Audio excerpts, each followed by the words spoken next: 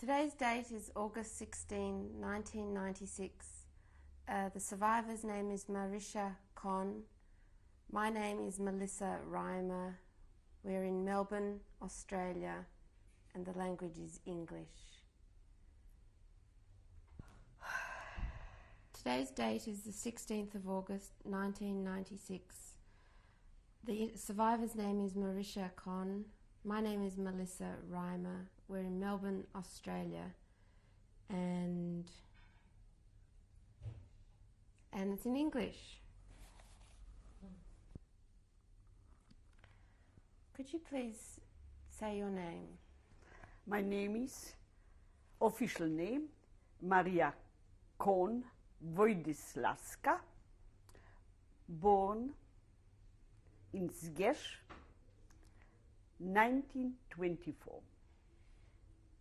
Could you please spell your name, your maiden name?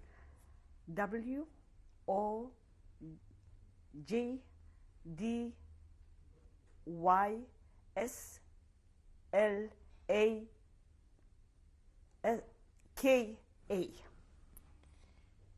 And could you please spell the name of the place where you were born? Zgierz.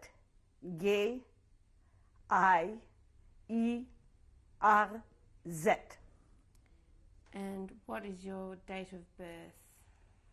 The 28th of October, 1924. And your age today? My age today will be 72 years old. Okay, thank you. All right, so we'll begin the interview. You were born, could you tell us again where you were born, the name of the town? I have been born in Zgierz, a small township in Poland, near Lodz.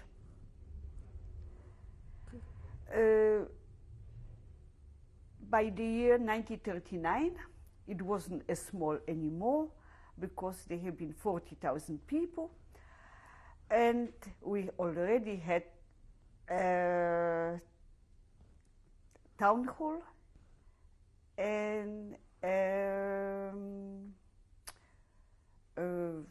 we call it, Bürgermeister. What it called? A mayor? A mayor, right, right.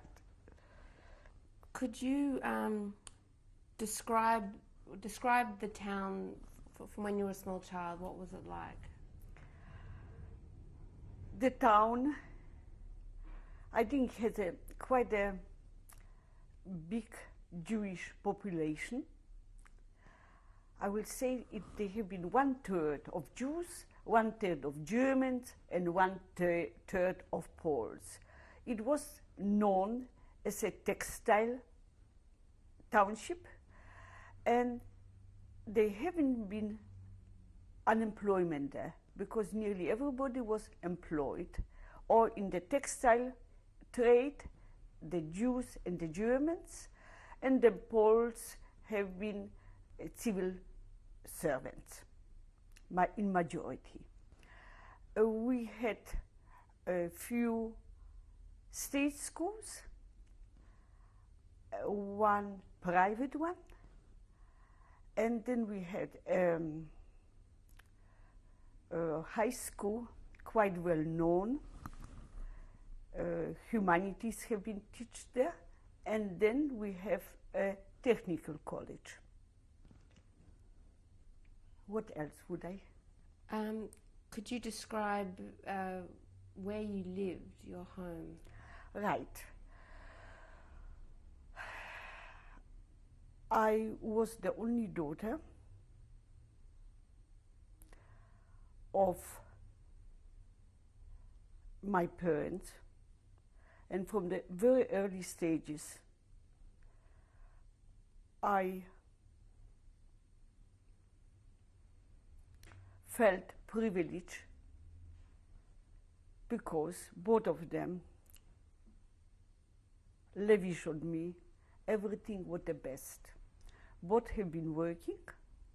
My father was the Dior of Zgierz in, he was a tailor, but an art tailor. He was choosing for whom he did like to make his creation, and he was well known for it. My mother, she was a fashion designer. When she was young, she was a model, modeling for her father, who had a school of modeling and pattern making in Warsaw, the capital city of Poland.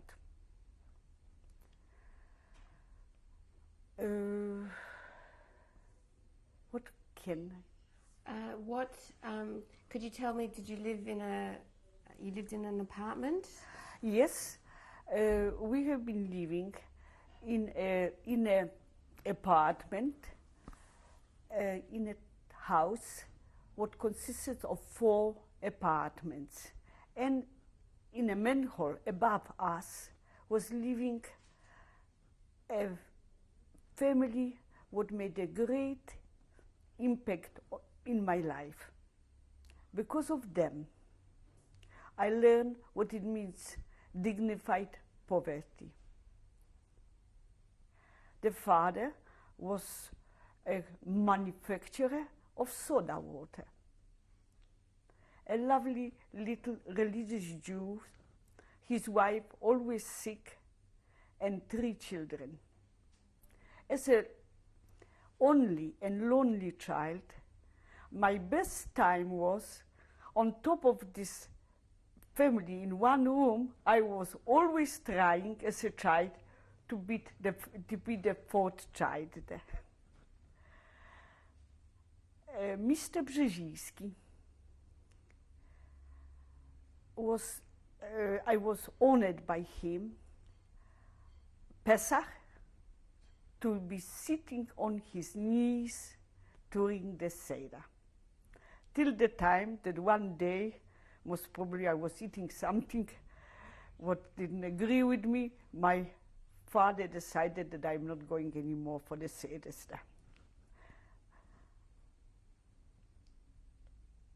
My childhood was very unusual because very early my mother decided to work, and she was working in lodge.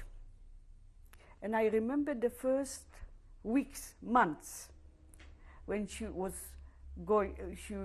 going on Monday, coming back on Friday, spending the weekend with me. Her nightgown was full of my tears. I missed her terribly. In my life, my mother was my hero. My mother saved my life in Auschwitz when we arrived there in 1944. I lost my mother about 8 months before the war finished. Here, I would like to pay homage to 2 people whose memory I'm not allowed to forget. One is Kuba Skopicki.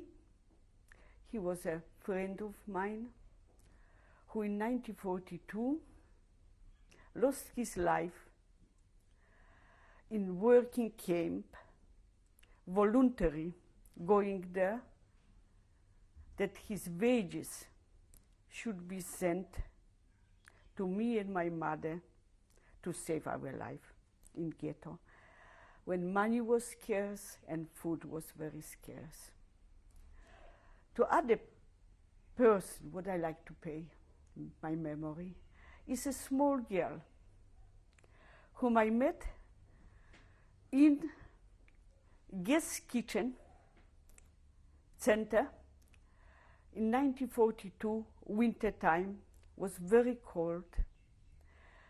We didn't have anything to cook on, and they created these centers where everybody could come with his little pot and warm or cook something, whatever we had.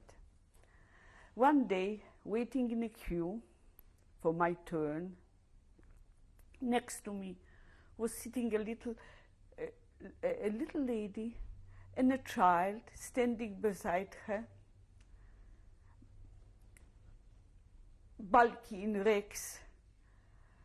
The atmosphere in the room was gloomy, sad. And suddenly the mother says to the child, "Annie, please say something, sing something." And this little child spread her little arms and said a poem. And this poem I will never forget till my death. This word is so big, but one I cannot understand. My mother calls me my word, and I am so small. My child, I remember you, and I like your memory should be forever. Now, coming back to my life.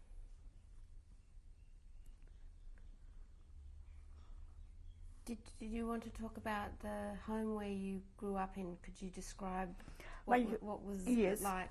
We have been living, by comparison, quite well, because it was a kitchen, a long kitchen, and a big saloon, bedroom, and a little attached, little like a cupboard. And it was quite a luxury, in a way. This long kitchen, it was a legend in a family that when I was born, and my mother was quite elegant, she stopped feeding me after a few weeks and started to feed me artificially. And I became sick. She couldn't feed me anymore, and I was nearly dying. There came this lovely, handsome, big woman asking, because she was like a woman between the servant and the employer. She asked, "How is the servant going on?" And she noticed that my mother was crying, and she asked, "What happened?" "The child is dying. I can't feed her. The artificial feeding doesn't help her." She took me, and in her arms, she took out her breast, and the kitchen was long, and she tried it, and the milk went up to the window in the opposite direction. And she saved my life then, as a small baby. I do remember that my mother always was sending me with parcels, grateful to this lady. Her husband was one of the very rare examples of a drunkard, Jew drunkard in Poland. Now, whatever I remember from school. Can I just ask you, there's Yes. a photograph of you wearing white, and you were explaining to me. Yes. I will yes. get that later, if you like, the photo. The photographs are up there. We'll show it Yes. at the end. Right. Why were you wearing white? Because when I was born, from the start, I was a weak child. And the rabbi advised us, my mother and father, that I should wear white till about 5 years old. And on a photo showing us at a grave of my grandfather, paternal grandfather, I am all in white. Why was that? Because it was most probably a Jewish custom. And I heard about it many times. So was your family, did you practice your religion, or how did you practice? No. My father, I will call him, he was an atheist. But he was full of ideals. He loved nature. He supported different organizations. In the later years, I remember him going to camps for young working people. And quite often I went with him, meeting his dear friends, Abraham Biedermann's parents, between Zgesh and Lwów in a forest, and there they had little picnics. Was your father active politically? I don't remember. I don't think so. He was a member of the Bund? No, he wasn't a member of the Bund. He wasn't a member of, I would say that he was a socialist, a Democrat. So when, in what ways did you know that you were Jewish? Did you celebrate holidays, or what did you do? I was all around us. There have been Jewish people living. But because my parents could afford and they liked to educate me the best way, I was sent to private kindergarten, what already existed then. I was sent to a private state school. It was a private state school, yes. And then, for a few years, I went to a Jewish school. And I remember an incident. This Jewish school was in an old building, already overcrowded with children. And one day, I think I was in a third, fourth grade, came a delegation of members from the council with a list choosing some children to go to Christian schools. I remember the quietness when they have been reading out the names. They read out a name of a child what was coming from a very religious school, and this girl became hysteric. And I stood up and I told them, I like to go. I will go for her. From this time on, I was going to Christian schools. As a child, I was quite good. I didn't felt any anti-Semitism at all. But in the 6th grade, there have been exams to go to the state high school. They have been on a high level, and youth from around Zgesh was taking part in it too. From about 13 Jewish children taking part in the exams, only 3 pass. 2 boys and me. My times in high school, I wouldn't call happy. as much as I was active and involved fully in my school life, around me I always listen. The accusation against the Jews would hurt me very much. I remember coming back from school Saturday, 2 o'clock. The Jews have been coming from the synagogues. Instinctively, I hide my back behind my back.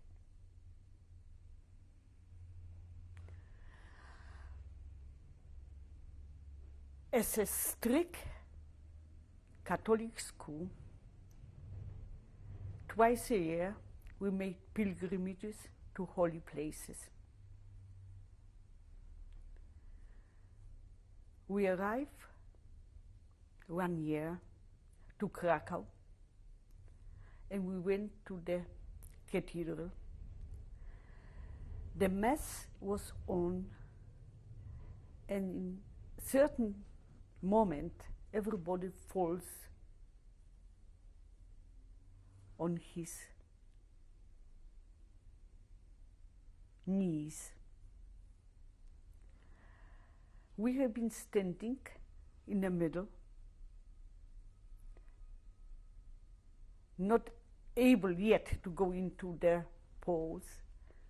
Everybody fall on his knees, and I was standing. Then I was paying some homage to this poor, always despised Jews. So did you observe any of the holidays in your family or any? We celebrated one holiday. It was, as it happens, it came together with my birthday. And my birthday was celebrated in this holiday. It was the beginning of the reading of the Bible. How you call it, this holiday? Simchat Torah. Simchat Torah. Then the whole family was coming from vicinities. I remember the table was covered in grapes, fruit, chocolate, and we children, my cousins, have been sitting under the table and grabbing sweets from the table. Till today, when it comes Simchat Torah, I always remember this beautiful family, and I always reminding my family that we must celebrate Simchat Torah, because it is memorial, my memorial to my family in this day. And who would be with you at these meals? Which other family members, anyone else? Oh, my father, my mother, my mother's cousins, and her sister from Lodz. The grandparents sometimes came, and my uncles came from Warsaw. My father's, some members of the family came sometime. It was like a family gathering. So were you close to any of your cousins or? Yes, I was close, especially close to one of my cousins, Renia Sharakowski, whom I saved from Auschwitz. I saved her. Maybe we'll come back to that. Right. Okay. So when you say your mother would go to work during the week, Yes. who would take care of you while she was away? We had a housekeeper Her name was Erna. She was half German.